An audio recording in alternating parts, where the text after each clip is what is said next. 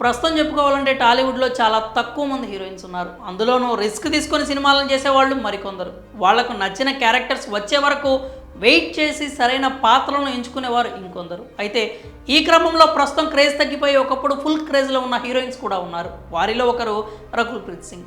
పెద్ద పెద్ద స్టార్స్ సరసన నటించి సూపర్ హిట్స్ సాధించిన సినిమాలు రకుల్ హిస్టరీలో చాలానే ఉన్నాయి. ప్రస్తుతం తెలుగులో రకుల్ చేతిలో అంతగా ఆఫర్స్ లేవు. కానీ తాజాగా తెలుగు పాన్ ఇండియా మూవీలో రకుల్కు ఓ రిస్కీ పాత్ర చేసే అవకాశం వచ్చినట్లు టాక్ వినిపిస్తోంది.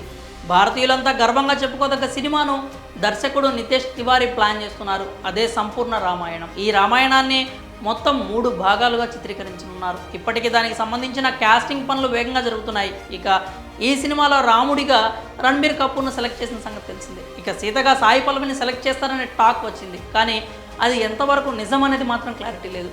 హనుమంతుడిగా నటించేందుకు సన్నీ డియోల్ గ్రీన్ సిగ్నల్ కూడా ఇచ్చారట. ఇక యష్కు రావణుడి క్యారెక్టర్కు సెలెక్ట్ చేసేందుకు ప్లాన్ చేస్తున్నారు. ఇలా ఈ సినిమాలో కైకేయి పాత్రలో లారా దత్తా, విభీషణుడిగా విజయ్ సేతుపతి, ఇలా ప్రతి క్యారెక్టర్కు స్టార్ సెలబ్రిటీలను ప్లాన్ చేస్తున్నారు మేకర్స్. ఈ క్రమంలో ఇప్పుడు సీత పాత్రలో నటించేందుకు రకుల్ ప్రీత్ సింగ్కు ఆఫర్ వచ్చినట్లు టాక్ వినిపిస్తోంది.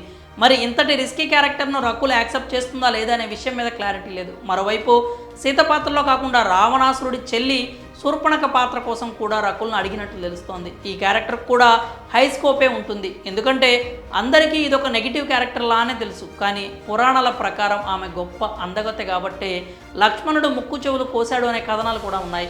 ముఖ్యంగా ఈ క్యారెక్టర్పై దర్శకుడు ప్రత్యేక శ్రద్ధ వహిస్తున్నారని సమాచారం. కాబట్టి రకుల్ ఈ రెండింటిలో ఏ క్యారెక్టర్ను ఎంచుకుంటోంది అనేది ఇంకా క్లారిటీ లేదు. ఒకవేళ ఈ రెండింటిలో ఏ క్యారెక్టర్ను ఓకే చేసినా కూడా ఖచ్చితంగా రకుల్ కెరీర్లో బెస్ట్ డెసిషన్గా మారుతుందని చెప్పి తీరాలి. ఇక ఈ విషయాలపైన అధికారికంగా ప్రకటన రావాల్సి ఉంది. మరి రకుల్ ప్రీత్ సింగ్కు రామాయణంలో ఆఫర్స్ వచ్చిందంటూ వస్తున్న వార్తలపై మీరేమనుకుంటున్నారో మీ అభిప్రాయాన్ని కామెంట్స్ రూపంలో తెలియజేయండి.